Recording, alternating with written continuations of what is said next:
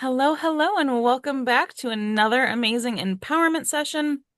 We are wrapping up our first empowerment week of 2026. It is crazy, you guys. I can't believe that it has been like 2021, 22, 23, 24, 25. It's been 6 years of this. This is our sixth year of doing this. Um, and how far it's come and how many amazing speakers that we've had. And this week was no different. We had such a great week so far. We talked about setting up yourself for the week with your intentions and your goals and your visions. We had a chat about parenthood and motherhood and all the things that kind of emulate that as with a, parent with a disability. Wednesday, we had a really great session about boundary setting. Today we're going to talk about community, and tomorrow we're going to get some movement in to wrap up the week with a little bit of seated Zumba. Now, I am going to be your host for the evening. I am leading and hosting and doing all the things. My name is Brianna. If you have not been here before, welcome, welcome, and I'm so excited to have you. I am the executive director of Wheel With Me Foundation. I started my journey with Wheel With Me Foundation as an empowerment attendee, actually. So in 2021, I was just in a really heavy, dark emotional space, as we probably all were during COVID, and I found these events. For the very first session, I found this online through a support group, and it changed my life forever. I became an attendee turned into volunteer turned into teammate turned into leader. And so it's been a really cool journey to watch this event grow and actually be able to share my experiences and my life journey with all this fun stuff. So thank you guys so much for being here this evening, and thank you for taking the time not only to invest in Wheel With Me, but to invest in yourself. I always like to share that in the session that it's not just about coming for us, it's about pouring into each other. And you just taking an hour to pour into yourself every day this week has been phenomenal, and I hope the payoff is just as good as what you guys have been putting in. So today, my session, Community 101. What does that look like? Where to start and how to show up? And so I just wanted to kind of have a really loose conversation style session just about getting involved in the community. It took me about 10 years to kind of find what community best suit me and how I wanted to impact that. But once I found All You Wheelies, it was kind of a no-brainer, and I just kind of like full-fledged ahead. And so we're going to talk just a little bit about what community means to you and what that community looks like. It doesn't have to necessarily be a disabled community, right? Like we all have a disability. You can identify as a knitter. That's okay. If you want to be a pottery girly, that's okay. If you are a carving gentleman and you want to make wooden knickknacks, also cool. And that's what we're going to discuss, right? So we have so many facets about ourselves that we don't have to just identify with the big obvious one. One of the biggest communities that I identify with outside of my wheelchair is hula hooping. And most people are like, what? You hula hoop in a wheelchair? You know? So we're just going to talk about what different communities kind of mean to one another, barriers on getting involved in communities, beginner friendly ways to kind of get involved and start engaging in different communities, finding the confidence to show up and find the right one. And then, like, maybe we'll talk about some actionable steps that we can do and commit to before the end of the day, that we can use to move forward. And I would love you guys to share those with me. I have my little notepad here. I will jot them down. I will reach out. I have your emails, you guys. Okay. So I will be following up in a non-creepy professional way. So without further ado, when you guys think of community, what does community look like for you? What comes to mind? Now, you are more than welcome to unmute or drop it in the chat, whichever you are most comfortable with engagement wise. I would love for you to unmute and have a conversation, but if you're resting, also drop it in the chat. But what does community mean to you? What does that look like? How do you engage, or how would you like to engage if you're not currently engaging, right? Well, I like how you said there's a bunch of different ones, right? So I guess it kind of depends. Like, I've got a homeschool community, and I've got like a crunchy mom community, and I've got like my kids' sports community, and I've got my wheelie community. Like, I feel blessed that I surround myself with different communities, and sometimes my communities are seasonal, Mhm. right? Like my some of my sports families are more of a seasonal. Some of them go throughout the year, and then we just pick it back up at season. Some last through the whole season.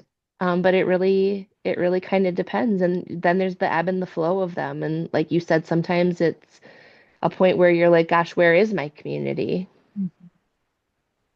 I love that. And I love that you brought up seasonal ones, right? You think of like those Tavern League volleyball communities, or like for you, the hockey, winter communities. I think that's really good as well. Um, anyone else? Anyone else have Yeah. any? I have some ideas. I think for me, community is like a place that you feel you can heal, like it's like a people that you can really join with and they get it and it's like a resonance or something where yeah, I mean, yeah. And so definitely for me, like finding a community of wheelchair users who were also moms and also, or whatever, like live in Northern California or whatever. That just like every time I'm able to connect with a community of people who get it is like really just a whole new experience for me. And I get to develop my own identity around my disability. And I get to kind of like, yeah, I mean, I feel like I'm always so grateful for communities because of all the wisdom that I gather. I love that. I love that. And there's always something different to learn from different communities, right? Yeah. Anybody else? Marty, Jamie, Lisa, Marty? I don't know about now, but I used to have a community. And what one was that? What kind was it before? Well, I used to do water sports with ASAP, adaptive sports. Yep, I don't know if you know them. I do. They're local here in the Charlotte area. Yep, they still do a lot of stuff around here. Yeah, I kind of miss it. Have 'Cause- you thought about, and actually, I'm going to save this question. Marty, we're going to come back to this question. Hold that thought. okay. Um, Shamika Jamaica? or Jamie, yeah. Uh, well, for me, my community is mostly online. You mentioned COVID. Mhm. I've built or been blessed with a tremendous community since COVID when, a lot of people that time, they talked about isolation and yes, I had all of those feelings, but because everybody was going online, I've been able to connect with, wheelies and biffs all over the world. Mhm. And, even though most of us have never met in person, it's like we've known each other forever, you know. Um, so we dance together, we play games together, we watch movies together, we celebrate birthdays together and holidays, and we're a big, huge online family. And I love it. I don't have to go anywhere. I can sit right here in front of my computer and, connect with any of them at any time. Exactly. And I think everyone who's shared so far has kind of touched on why these communities matter, right? We learned from them. We feel supported by them. They help us grow confidence and life skills. They help take care of our mental No health. pants required.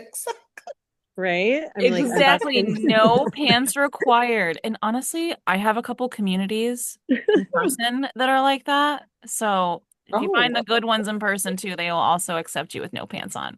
that's like next level. I Yeah, love I like it's like the that's like the hardest thing in the world. It's like how did I put pants on before I COVID? know. right? It's I like don't even like so underrated. Absolutely. Absolutely. There was this one time I accidentally almost left my apartment underdressed and I had to look down and be like, oh. we're going back in. Go in. No one saw me in the hallway though. So, but you guys are touching on all of these really important pieces on why it matters, right? So that mental health aspect, that growth and opportunity, that feeling of support, even in a dark time or when you don't have access to people in person. I love that technology has advanced in the way that it has for this reason. Obviously, we all know that there's downfalls to some technology and AI and have you not, but when it comes to communication and staying connected to those supports, I mean, being it's a it's such a blessing to be able to just pop on a Zoom call with your closest friends and be like, yo, let's have a coffee hour and have a cocktail. And let me just tell you about my poop day, or having these conversations where I can connect with beautiful disabled individuals and adults from all over the country. And we can have these growth conversations where, I'm giving you guys this information, but you guys are also giving me a bunch of information too. And so, this is why community matters. And we've all kind of shared a little bit of how it's impacted us, um, kind of personally and things like that, or what happens when we don't have those, right? Like Marty says that she missed hers. And so we'll dive back into that shortly. But some of the some of the things, I guess, that we don't think about, or that I guess the barriers, um, I wanted to touch on that because that was a big part of me avoiding the wheelchair community in the beginning. So if you guys don't know my backstory, I was injured in 2011, so it's been about 15 years now. But I didn't get involved with the disability community until almost a decade in. I was a stubborn peanut, and I was like, you know what? I don't need wheelchair friends. I can be the only wheelchair friend in my group. I'm going to hang out with all my AB friends. We're just going to do AB things, and I'm going to pretend to be AB as much as possible. And that's just, we're going to make it work, right? I was like, I don't need the community. I honestly, I thought the community was going to make me less than because of my own ableist thoughts in the background, or my own my misconceptions and the things that I had thought it was going to be like. But then you have these things like the fear of not fitting in, right? Like, can you imagine being someone like Autumn who's just getting her kiddo into hockey and like being a different kind of hockey mom and being like, ooh, are they gonna accept me in this kind of circle? Or for someone like me being a hula hooper, can you imagine the fear of me showing up to a hula hoop camp with 99.99% able-bodied, dancing, beautiful women, and I'm just over here feeling like a frumpy muffin as I spin in my wheelchair. Um, and then for our community specifically, now we have to worry about accessibility, right? Are these meetups and are these places gonna happen where I can be totally involved, where I feel safe, where I can go alone? I mean, I don't know about you guys, but I personally don't like having to have a buddy with me, or like, not a safety buddy or like a caregiver. I or even like a wheel friend. Sometimes I like just doing it on my own, and I like knowing that I can go to a bar or a venue by myself, get into a car by myself, leave whenever I want to. And there's those fears of that kind of stuff, right? And so, um, I guess to you guys and where you're at with your community journeys, what barriers do you think were the biggest ones that you felt in your journey or that you're currently feeling now? Um, was it the accessibility piece? Was it that fear piece? Because for me specifically, it was just the fear. It was all the mental aspect. That was my biggest barrier. And so for you guys, what does that barrier look like for you? So like for me, I'm an A to Z planner. And so accessibility doesn't allow you to really be that person, especially I live in a very rural area. Like I hang out with cows. Like it's so backwoods, right? There are deer in my yard right now tonight when I came back home to have this meeting, so I wasn't sitting in a car looking like a ghost. So, like for me, it's that A to Z planning that I can't always achieve on my own because the world isn't designed for us. And also just having that fear of just like when you get there, can you even go to the bathroom? Like, how long are you going to be able to stay? That whole thing, like, I'm going to have to come in, kind of crashing into the party because you have to find a different route or something like that. You make a scene that way. Everybody's kind of moving chairs and shuffling for you, and then you have to exit abruptly because you have to use the bathroom or something like that. Like, so it kept me between that and not having an accessible vehicle. I was also injured in 2011 through a surgery. So I was born spina bifida scoliosis, never supposed to be able to walk, was blessed. It was the week before my 34th birthday. It was a shell shock. I had a 1 year old and a 9 year old at the time. So it was like, how do I navigate taking them to what they need to go to and that type of thing. So Mm-hmm. it's just been really wild for me. And I've only really Miss Wheelchair, Shamika, I know her through that. Um, but Miss Wheelchair really helped bring me out of that. And that's like one of the communities that I've really regained my desire to be out in the world and pushing those boundaries, I guess you would say. And I'm just so grateful. And I'm grateful for things like this, like the socialization. I'm networking with people all across the world. It's amazing. Yeah, Go ahead, Jamie Shamika. mentioned Miss Wheelchair, which is another community. I remember when I was a contestant for Miss Wheelchair, I was still living at home with my mom in an inaccessible apartment, um, and didn't get around or anything. And that was my first time out of the country. My nationals was in Little Rock, Arkansas. And I just remember going into one of our theme nights. And you know how that is, Jamie. They have these different theme nights where we're all in chairs and we're dancing and it's, looking around the room and you see hundreds of women in chairs just dancing and, you know, just having a good time. First time I've ever experienced that in my entire life. And it was like one of the greatest things because I didn't have any community because there was, no accessibility, no where I lived at the time. So I didn't go out and have friends and any of that until I got involved with Miss Wheelchair. Yeah. Yeah. It's amazing. Like and like you said, it's just like I had an inaccessible house that we had built the year before I got paralyzed, which made it even more sickening because I didn't ever expect this until I was like really old and I would only want to use the bottom floor. You know what I mean? Mhm. I have a two-story home and I couldn't access anything. I couldn't even go to the bathroom. So Mm. it was just like wild to me. But yeah, yeah, it's interesting that Miss Wheelchair really is a full other community, but the networking that it provides, it's amazing. Mhm.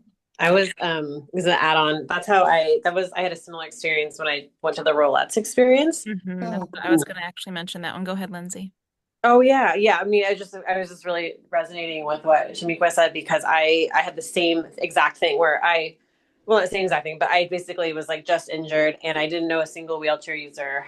Um, and then I rolled into the Sheraton and there was like hundreds of women in wheelchairs and I was like, I mean, I cried. I started crying and I was just like, it was such a beautiful moment to feel like not, like not the only one and to feel so much pride and it was the beginning of like my understanding of disability pride and my understanding of like my own internalized ableism that was really holding me back from like not joining and it's beautiful. I'm crying.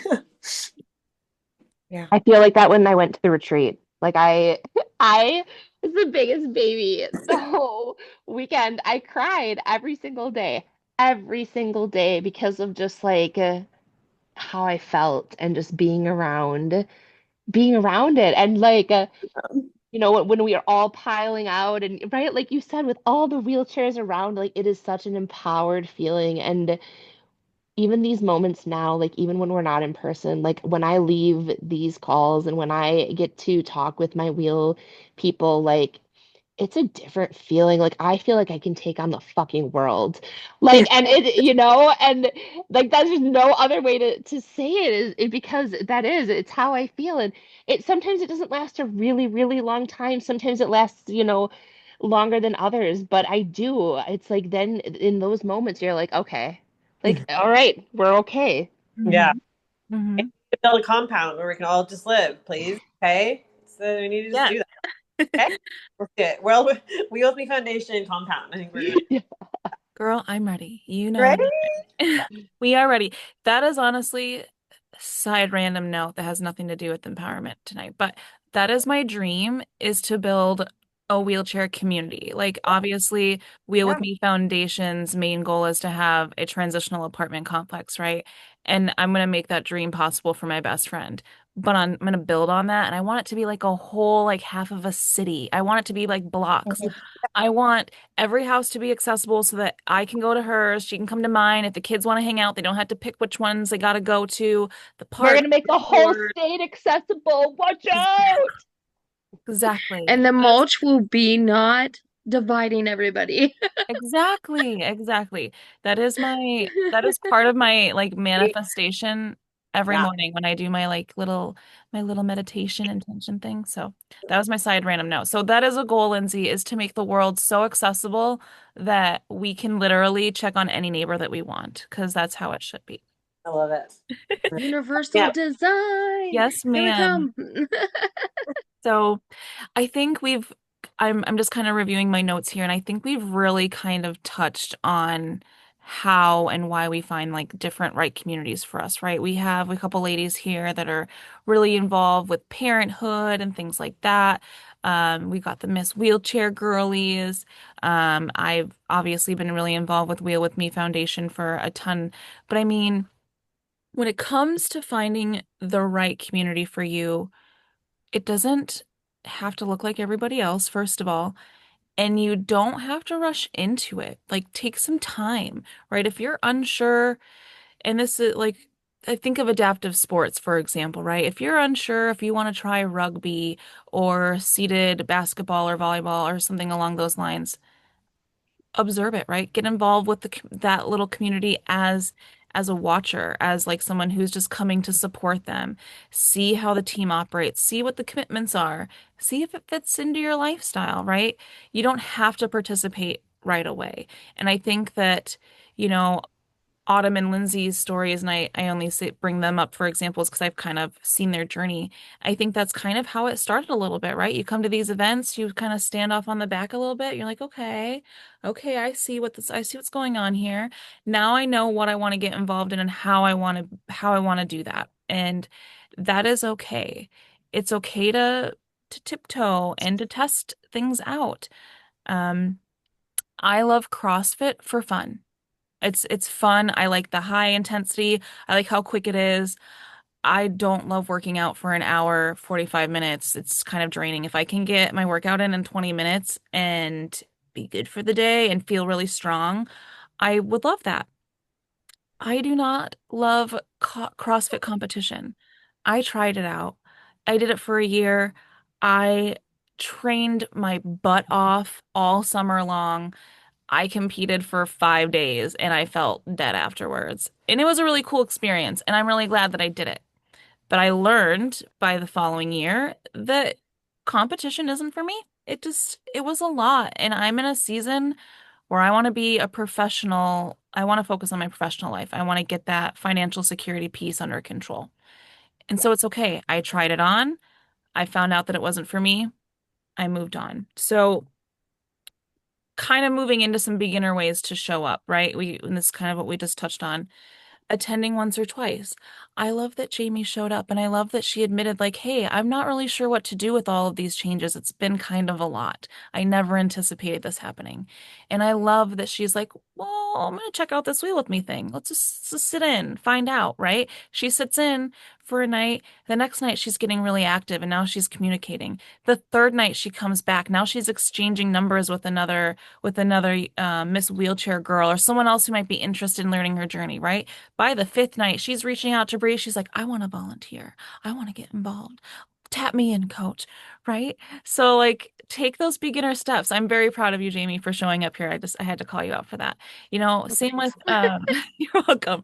Um so yeah, attend things once, start liking or commenting things online. There has been a lot of people who have gotten involved with Wheel with Me Foundation in a social media sense only. They share our posts, they comment, and that's as far as it goes. And that's okay too. You can do this by asking questions, right? Sending us a message. What are your empowerment like? What do you guys do there? What are the requirements? What can I do to follow up with empowerment? Like, do you guys have other volunteer opportunities? There's simple questions. You might get a no. You might get shut down from someone like, oh, we're not opening or our club's not available right now. But at least you have some information. At least you know, right? Um, and then volunteering. I've mentioned this a couple times, especially for Wheel with Me. I love when people kind of volunteer and test it out, especially able-bodied individuals with my organization specifically. So when we have in-person events and we want and we have it like physical therapists, occupational therapists, they kind of learn a little bit about us and they're like, well, I don't know, I just kind of want to get involved, not sure how. I'm like, well, just hang out with us, right? Hang out with the wheelchair users, hang out at the CrossFit things, just talk to us, learn more about us, get to know who we are, find out what our needs are, and then from there you can figure out how you want to get involved with that.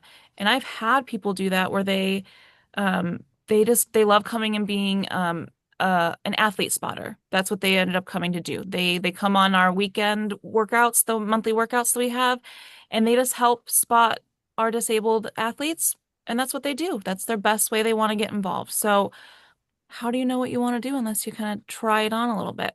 And so, don't need to commit long term, test it out. Um, and then from there, kind of start showing up authentically, kind of like how Autumn and Lindsay were talking about, like, okay, I showed up. I felt really safe. This felt like this is the right community for me. Now that's when you can like start pouring your energy in it, right? You can start matching everyone else's energy around you. I had a very similar experience like that with the foundation. So I think I attended 3 rounds of empowerment events. So I did January, April, and August. By August, I got really comfortable with the 2 girls that were leading Wheel with me at the time.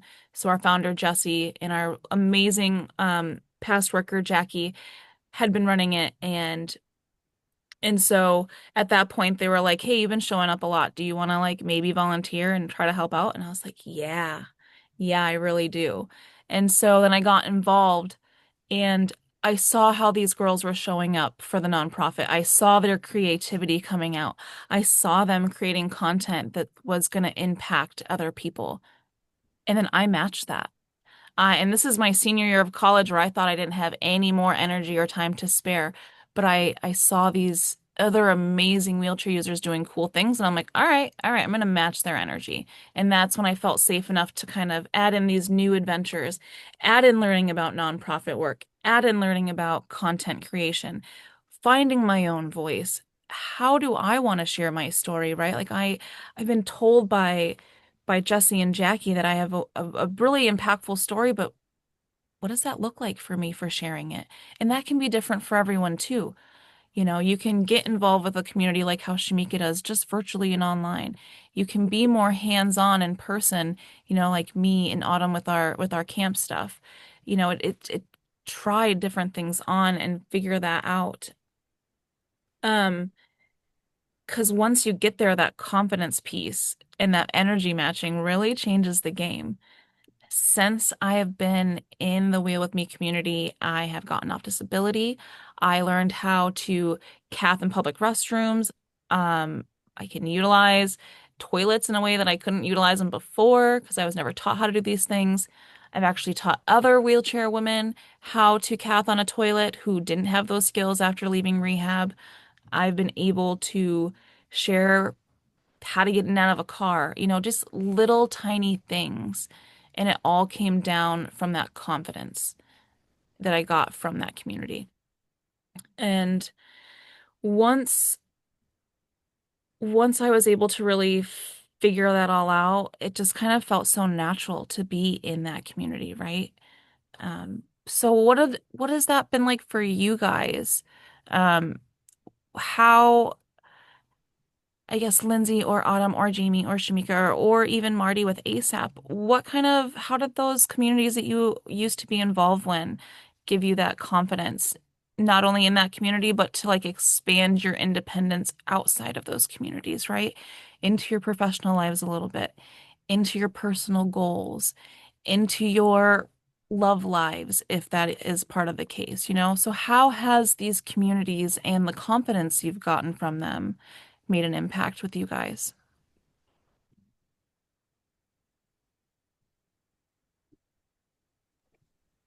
For me, I think that just starting by showing up, like literally, I can do like even just when I think about speaking events or something for work, things that I've done for 20 years. I've been public speaking since I was 16. I still get so worked up about it. But it's like once I'm there and once I start and once I'm immersed and once I'm girl, like you're talking about your life. You know, like you got this. You're talking about your lived experience. Like this isn't something that you need to memorize. It's something that's ingrained in you. It's something that you live, that you breathe. And I think that part of it is that it's like just getting over your own self-doubt is the hardest part about it. Or when I give Brie a call and I'm like, girl, give me a hype. I need a hype. Like, or when I'm texting Lindsay and I'm like, okay, and she's like throwing quotes at me. Like sometimes it's just hard for us to see ourselves through the lens that other people see us through, right? And like that's my biggest thing that I'm like bringing into this new year is like to see myself the way that the people that I love and who love me the most see me, because that's who I am, right? It's just our brains like to beat ourselves up. And sometimes we need to tell it to shut the hell up because it's wrong. It's wrong. It's just beating on us. And we need to like just like I said, see ourselves through the eyes of the people who love us the most. I absolutely love that, Autumn, and I love the way that you pose that. I think too often that we don't look at ourselves through the eyes of the people who love us the most, right? And like she said, our brains kind of lie to us in that aspect. Like we're not good enough to be part of this community. And it's sad to say this, and I hate to have to say this, but there is so often in the disability world in general where you're like, oh, I'm not disabled enough to be in this area, right? Like, golly, that's something that I've heard over the last 10 years, and I was shocked when I heard that. I'm like, what do you Or mean? that's the spinal cord group, or that's the, Shamika, would you say the Correct. BIFs, right? No, no. We No, just all yeah, rolling through this life together, right? yes, yes. And when I saw people comparing that, I'm like, wait, that's that's crazy. And so And there are some people that do. Yeah, they like silo, right? That's a word that my boss likes to use. Like they're Mhm. people silo things and they don't need to be. I exactly. had a huge problem with that because I I have spina bifida, and Shamika, I don't know how many people you've been around that have changed from ambulatory to, being in their chairs or whatever, but mine actually came through a spinal cord injury that resulted from a surgery that I had for a tethered cord. So that spinal cord injury isn't the same as a spinal cord injury according to people that have had an accident A or traumatic spinal cord injury is what that, correct. yes, yep. And the hardest part for me is I can't even tell you what my spinal cord injury is. The doctor never said anything to me. I never got to talk to him. I walked in and I woke up at T10 and there was no explanation. There was nothing. The lady was sending me home from the hospital and told my husband this is how my husband found out I was paralyzed. Day 13, she said to him, "You can take her home now." And he said, "She's not been up to walk or anything." And she said, and I quote, "She was paralyzed before she got here." And he said, "Are you telling me my wife is paralyzed now?" And he ended up getting kicked out of the hospital because he had choice words about the way that she approached that. And He was sent to a restaurant to eat. I was actually moved to another floor. At 3 a.m. that same morning, they sent me to a rehab without notifying him. Oh my It Oh God. was God. that it No, was that bad. that's terrible. And my thing is so whenever I see groups, for the longest time, I was depressed because I didn't feel like I fit into anywhere. I do have my spina bifida group. I went to a camp at the Woodlands, actually, where I was crowned this year. It was full circle for me. It gives me goosebumps because I was like, I'm home, and I got a crown and all these things, right? But I have that family, that community of the people that I grew up with, which is why I wasn't scared of being paralyzed. I grew up around them. Mhm. And I learned so much through everything that I helped people because I was more able-bodied and I was camping right beside them, right? But then I didn't fit into them with the spinal cord injury because if they had a situation, it wasn't the same as Mhm. me going into that surgery. Then the spinal cord injury people were like, and then like the other groups, and I won't call them all out. I'm just gonna say like anybody with anything different, like CP, anything SMA, whatever you want to say. Mhm. I didn't fit into those groups, so I was just like, where do I go? I don't know where to go.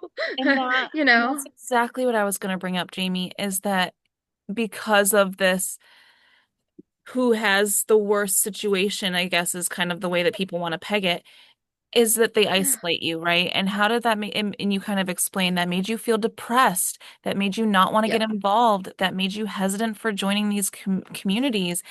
And that is the exact opposite of what, building community and like getting that collaborative, supportive Well, group and I was together. born with spina bifida, so I knew I'd end up here eventually, right? Mhm. That's what people assume. I didn't know that. I mean, I just thought I was just going to be fine. I thought what I was is what I was going to be, and so I didn't really assume that I would just get paralyzed one day because of a surgery. I thought I had had the surgery twice before, and I walked out of that hospital 5 days later. I was fine. It took me 3 months to recover, but I was fine. Mhm. So it was like, no, I didn't really know when I went in there that I was just gonna wake up like this. Like it doesn't just always happen like that, Yeah. and then I felt like imposter. I felt like, I don't know, I just felt so confused and lost. And I didn't have a community, and I'm so grateful I have a lot of them now. Yeah. And that's how communities should be. Shamika, did you want to add on to that? No, I was just gonna say, you mentioned spinal cord injury, and that maybe about a year or so ago, I got connected with United Spinal and their groups.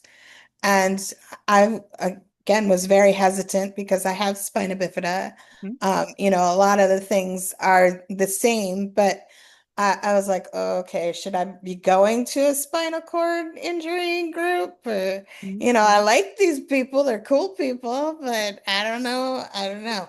And they're Um, everywhere we are. yeah, and yeah, most of the, whatever.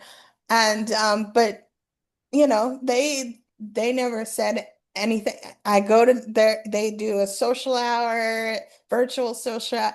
I go all the time. I'm probably one of two other people that show up that have spina bifida. And nobody, calls like, oh, you don't have one, so you gotta go. Nobody's gonna say that. But that's what runs in your head of like, okay, are they going to say like, what the hell are you doing here? Like, you're not one of us. Like, uh, but they're perfectly cool people, at least the ones that of the groups that I go to. Um, they don't say, anything. Uh, but I was, the whole imposter syndrome, and that's the same thing too with like people with spina bifida. Like they could tell you like where their lesion is and where I'm like, I don't know. I have spina bifida. I don't Yeah. know. Yep. But I had something I was going to add to that, because I have a spinal cord injury, but it's not from like a traumatic accident. It's from transverse myelitis, which is, mhm. yeah, this kind of rare kind of thing. And anyway, so I really to this day, I still feel a little like, I don't know. I mean, I have a spinal cord injury, but it's not from like an accident. People always ask me, were you in an accident? Or, and I'm Mhm. like, no, but I actually did. I won't name where it is, but I did. When I first was injured, I reached out to this organization that looked really cool and had a lot of like athletes because I was an athlete. I still am an athlete, but I was really interested in like learning adaptive sports. And I reached out to them and they're like pretty close to me and in terms of like geographically. And they said, oh, like how did you have your spinal cord injury? And I was like, oh well, transverse myelitis. And they're like, oh, sorry, this organization's only for people who like got into an accident doing a sports related thing. And I was like, oh, darn. And I was like, really, because it took me like a lot to even reach out to somewhere. I felt really discouraged initially, but they were like nice about it. They were like, you can still like hang out with us and I'll send you the information about like the social events and stuff, but you can't get any funding for equipment or like join any of the activities. And I was like, oh, okay, well, that's not great. So it was really kind of like, okay, well, where do I belong? But then Yeah. I kind of realized, um, that there was going to be a lot more organizations out there that were not going to have that criteria. And but yeah, so I had a kind of interesting experience with that. Um, and that's kind of my thing. And it was a bummer though. I was really sad about it. I was like, you know, um, it felt like I was so desperate for like a community. I wanted to find people and I really related to the like um athletic sports piece. And then to be like basically told like you don't qualify. I was like, darn it. But oh well, Yeah. it is what it is. I found my people eventually. Yeah, and Bree, I think it was you that mentioned like just being solo. And that's why I kind of, I like hanging out with people, but I also like, doing things solo because a lot of times I like doing lots of different things and a lot of times, people look at me and they want to put me in a box, because of the color of my skin. I like going to concerts of all types of music and Mhm. all types of things, and everybody isn't open to that. Mhm. So that's a lot of times I am doing a lot of things in public by myself because I don't have to worry about what your schedule is, what your taste is, what I just go. If I want to go to a rock concert, R&B concert, whatever kind of Wrestling concert, tournament, WCW. wrestling, whatever I want to do, I'm just gonna go do it. I mean, if you want to, meet me there and hang out or whatever, we can do that. But that's part of the reason why I do a lot of stuff. But some people think that that's strange that you want to do stuff by yourself, but I love it. So yeah. I love that you do that. Like, it's taken me so long to get to that point in my life, you guys, that I'm like, okay, I can do this by myself. Like, otherwise, like Bree, like that support person is so real. You said that word, and I was like, oh my God, that's what it's called. It's a support person. Mhm. Mhm. Oh, like, yes. Shamika, I like see these cool things and like the wrestling thing that you said. Like, I love that so much that you're just like, I like it. I'm gonna go by myself. Like, see you there. So thank you for sharing those things because I'm like, hell yeah, I can do these things too. I think of it like in that movie, Finding Nemo. Do you have your exit buddy? And I'm like, can't I exit by myself? Do I need an exit buddy? Come on, let me just do it. I'm a big girl now. Oh, You that's know, so funny. And I'm so just like, yes, that's I have my exit buddy. I do. exactly. And I mean, obviously, we all know the importance of going out to a concert with a friend, right? Not going out alone. Obviously, we are not, condoning you just to go to a place you've never been to with a rickety old wheelchair with a broken axle pin to be like, I'm gonna Right. go by myself tonight, guys. Wish me the best. That's something that old Brie would Yes. have done. Yes. You Right. You know, want to be safe and you want to, yeah. whatever. But that's the Uh, point. Like, we're yeah. adults, disabled or not, and we should be able to go out alone regardless of wheelchair or not. So, yeah, I agree. So, just kind of wrapping things up a little bit here. I'm really grateful that you guys I had this outline and you guys were digging into the things that I wanted to touch on before we even got to that part of my little outline. So thank you guys so much for sharing why you guys got into communities and what getting into different communities did for you and just sharing the different kind of communities that you are involved in, right? Now, before we leave, I put a question on hold with Marty. So, Marty, you had talked about getting involved with ASAP when you were here and you kind of miss it and stuff. Now, we kind of talked about that fear of getting involved thing. So, I'm going to put you on the spot and I apologize, friend, but have you thought about getting involved with a new community, in your new area? And is it a fear thing that you maybe, or just like lack of access around there? And then is that something we can help look into, right? Are you open to finding a new adaptive sport community? Can we help you find one? Well, it's where I live. It's not really I don't know what you call it. We don't see like neighbors, and it's kind of like people just come and like sleep and then go to work and stuff. So Mm-hmm. before the pandemic, we started to do. I met new people, Mm-hmm. and but when the pandemic came, that all stopped. Yeah. So it's Have I you, is there adaptive sports kind of in your town or in your area, or is there not anything like that by you? mm-mm. And that San Diego has a lot, but not where I am. Okay. How far from San Diego are you?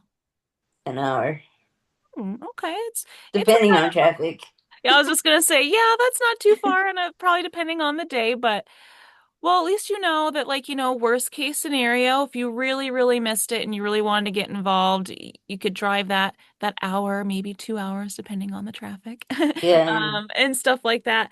But knowing that there is like I know you can't necessarily do the same type of sports virtually, but over the week, I know a bunch of us have kind of shared different online fitness resources. I know We With Me Adapt Fitness does virtual classes a couple times a month, and I know Nikki works with another organization and does online classes. I actually started that with her Perfect. Yeah. this So week. so if you can't find someone in person, maybe we can help just kind of match you up with a couple little online communities and then from there kind of grow. Because I know I can speak just for the few ladies that are on the screen now that they are a plethora of resources and they know that they're all involved with a lot of really cool online stuff. So, I um, kind of want to get involved with. Sorry to cut you off, but no, you didn't cut me off at all, Marty. You're good. Go ahead. um, the was it the app The that you fitness and app. yeah, Yeah, the fitness app is great. They do little trial periods. You can do a subscription and then once you subscribe, there's all the workouts and all the classes. There's different types. They have like routines where you just kind of follow the movements and then they have what they call classes where it's like an actual recording video of Jesse or Nikki or both of them working out. I think those ones are my favorite ones because then I feel like I'm working out with them and it's like they're in my backyard again. Um, because because I kind of want to do like a one-on-one type exercise. okay. Well, So Nikki, I can reach out to Nikki and pass on that information because I know that Nikki does one-on-one fitness coaching sessions. I don't know if she has availabilities at the moment, but I know she has a waiting list, so I can always does it cost anything? her one-on-ones do cost. That's yeah, like she's a personal trainer, and so she can Marty, Oh, for do one-on-one. me, the best thing I loved when I started or still love about the app is that like it kind of feel one-on-one because Hmm. like they're explaining what I need to do because I really didn't work out a lot before I started the app and like literally I was Jesse was on me for like years and I just would mm. not commit and because I was like scared and I'm like I don't work out and I don't know what I'm doing. I don't know the motions. I like right I had all these reasons why I was like I can't, I don't, I won't, I need.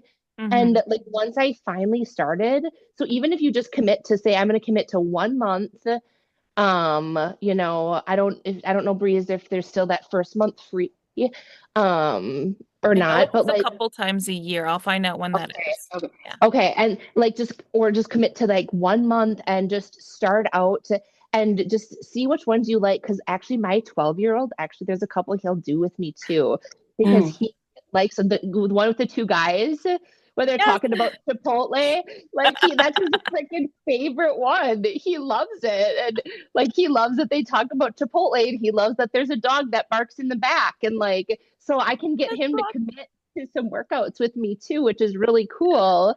But I think that if you just do it 1 month and you're just like, okay, because once I started, I was like, oh, okay, it's not that bad. And I can also pick like how much time do I really have and am I willing to commit, right? Is it 10 minutes? Is it 45 minutes? Do I want to like, 30 minutes and skip the rest and speed up? Like you have, there's a lot of choice involved in it. And I didn't realize it. I mean, gosh, I don't know how many options for workouts, but it's a ridiculous. I still have not done every single one. Mm. Well, and then Marty, if you do join the community, it's not going to be one-on-one, but they do group workouts. They're pretty small in terms of how many people show up. Yeah, I go to the Mm. live one with Nikki like almost every Tuesday, and it's like three of us, Yep. and so it's basically like a It's very one-on-one intimate. That's what I workout. was gonna Yeah, say. Yep. They're it's not very one-on-one fun. per se, but I mean, it'd probably be about the size of what empowerment is. So if you are comfortable doing like seated Zumba with the 10-ish, 20, 10 to 15 people that show up usually, then that's a great place to start because then you get that one-on-one feel, but then you have some support of other people and then you can kind of grow off it that way. So I kind of want to do. I'm sorry, Lindsay. Oh no, I'm sorry. I'm just making weird noises over Oh, here. Don't mind I me. thought she was talking. No, Um, I'm sorry. yeah, I kind of wanted to do like a small group and then build myself yeah, up or I think something. I love that. And that's totally perfect, right, Marty? If that's what feels comfortable for you, that is okay. So I Because I'm will, still new. and yep, you're still new. And let's all give Marty a round of applause. She's verbalizing her fears. She's like, I'm a little uncomfortable with big groups. I just want to start out with a small amount of you guys. Hmm. We're meeting Marty where she's at, and I think that's a great idea. Marty, if you're comfortable with it, I can email you a link for the app and for the group workouts and stuff. Just try it out. If you don't, you can leave your camera off if that's what feels comfortable the first time. And then if you want to kind of get involved and turn your camera on the next time, the girls would love to have you. They'll be Yeah, ecstatic to I'll have be there. you. Yeah, we'll be there, and it's seriously like three of us, so it's I, very, very like not intimidating at all. I So. kind of want to be in a class where I know people that I've met before, you know. Well, now you know Lindsay, and Lindsay will be there. Does she count, Marty? Yeah. Uh, Um, I mean, I would like to meet new people. That's why I do these Zooms. and for the few of you guys who may not have known, Marty's been showing up for like 3 years, 3 or 4 years. She's been coming every session for a very long time. So, Marty, you are already Sort doing the of. work. You're getting involved. You're breaking the fear when it comes to empowerment. And so we gotta transition that courage into the fitness aspect too. And so what I That's what can I do, like to do. Marty, I'm comfortable with making this commitment. I will reach out to Nikki and find out what her class schedule is, and then I'll send you a link and I'll go with you. So I'll pop in with you and you and I can do the class together. And then when you're feeling comfortable, just let me know and you're like, okay, I'm gonna attend this class by myself now. And then you can make some new friends and we'll kind of help you grow because I love that you're willing and that you're verbalizing that you want to get involved. And I think that's the point of empowerment, right? We want to help empower you to feel comfortable, to get involved. And if you're stuck in this new area that doesn't have the same resources and communities that you're used to, that's what this community is about, is finding those additional supportive ones to kind of balance and add more value to your life. So So I just wanted to thank all of you guys so much for engaging and sharing your fears and your past experiences and laughing with me today. I had a blast. I know it was kind of small and intimate, but I really appreciate all of you.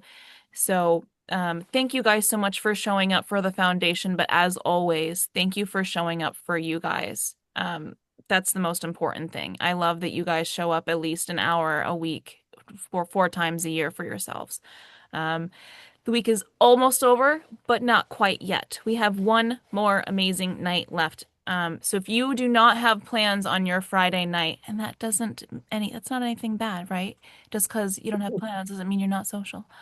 I will be here tomorrow night, 6 p.m. Eastern Time, 3 p.m. Pacific, if you are one of my West Coast girlies. And we are going to end the week off with some seated Zumba. I really try to get some kind of movement in every week for empowerment. And yeah, Autumn's right. She's getting it. We're getting in the vibe. I love seated Zumba and aerobics and anything dance music related. And so I'm super excited. Tennille has done at least 2 or 3 sessions for us before. Um, Now, if you guys are unfamiliar, Zumba cannot be recorded due to licensing and trademark stuff. So you either show up live or you miss out on the fun. We will not be posting it on the YouTube. I won't be able to. So if you want to dance with us tomorrow, show up live. I apologize, I can't record it for legal reasons. But Right. out exactly, Marty. So, but just to be respectful of your guys' time, I will let you guys go. Thank you so much for another amazing empowerment session, and I really hope to see you guys all tomorrow. So, thank Hey, you for Bree, I have a question real quick.